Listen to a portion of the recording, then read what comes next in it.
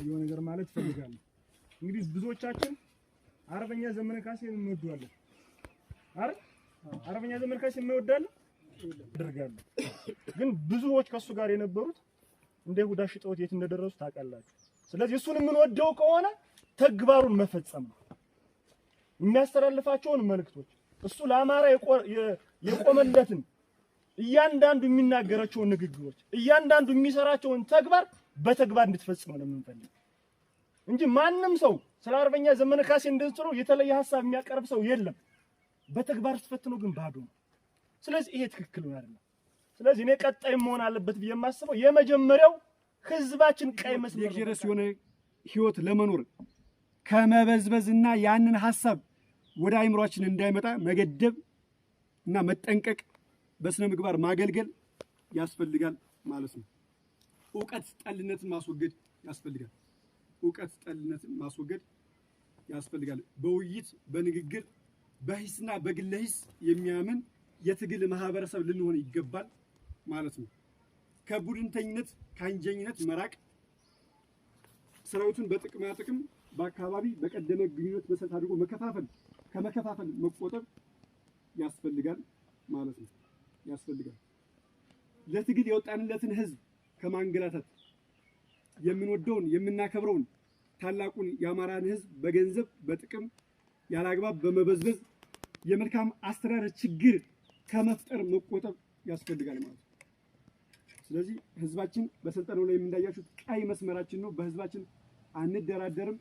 ከእርምጃ በፊት ስልጠና መቅደም አለ። ይሄ የድርጅት አቋም ስለሆነ ነው እንጂ በህዝባችን ላይ በግልጽ ገንዘብ የሚጠይቅ በግልጽ በዝምድና የሚሰራ ካሁን በኋላ ድርጅቱ የማይታገስ ይልቁንም ዳዊ እና መከባበርና ሰንሰለታዊ ትዕዛዝን ማክበር ይገባል። የፈጠርነው ድርጅት ነው፣ ያቋቋምነው ድርጅት ነው። የምንመራው በድርጅቱ ህግና ደንብ ነው።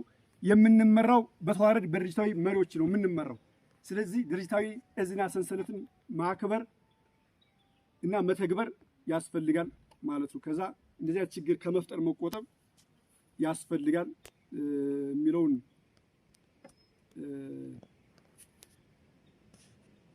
ለማሳሰብ ያህል ነው።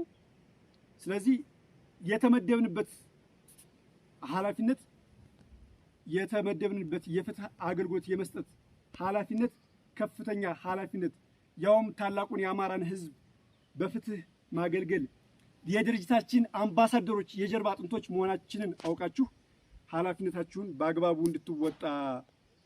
እንድትወጡ አደራ ለማለት ነው። ከዚህ በተጨማሪ 3-4 የሆኑ ማስታወሻ ያዙ። በርካታ እስረኞች እንዳሉ ጥቆማ በተደጋጋሚ ይደርሰናል። በምታስተዳድሩት ቀጠና ውስጥ ማለት ነው። በነፃ መሰናበት ያለበት ደግሞ በነፃ እንዲሰናበት በማድረግ ፈታችሁ ልቀቁ አይደለም ያልን አይደል? ምንድን ያለው ዋና ሳጅን አንድ ላይ አምባዬ ፋኖ ዘውዴ አታለኝ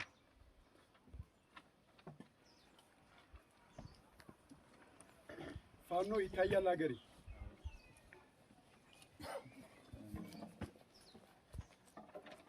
ፋኖ መኮንን አብዩ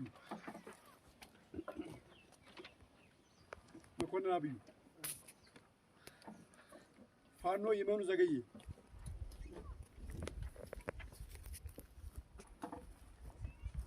ፋኖ ግዛቸው አበበ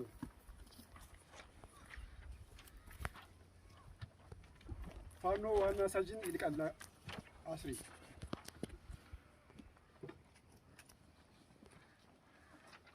ፋኖ ጥጋቡን አስረስ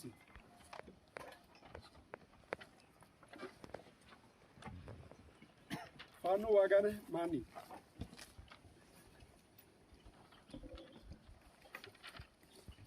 ፋኖ መሰለ ድልነሳ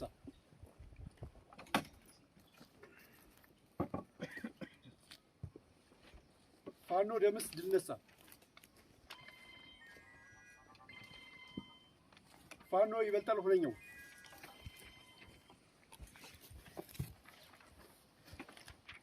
ፋኖ ሞላ ይታዩ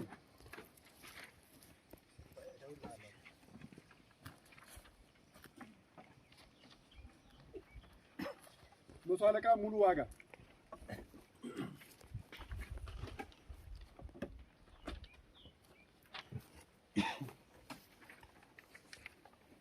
ፋኖ ጓዴ ታዩ ፋኖ ጓዴ ታዩ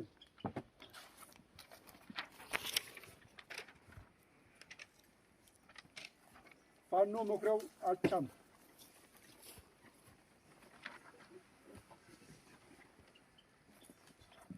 ፋኖ ተስፋ ወንድማገኝ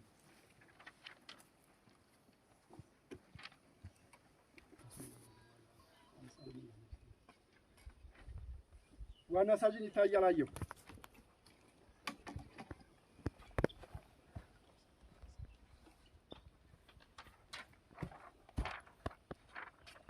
ፋኖ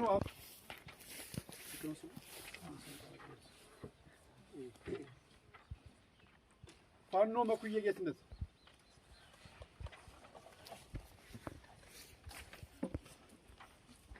ሳጅን ላመነው ጸጋ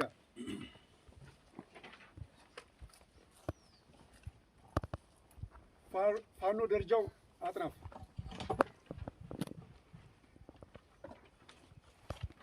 ፋኖ ሙሉነህ አሰፋ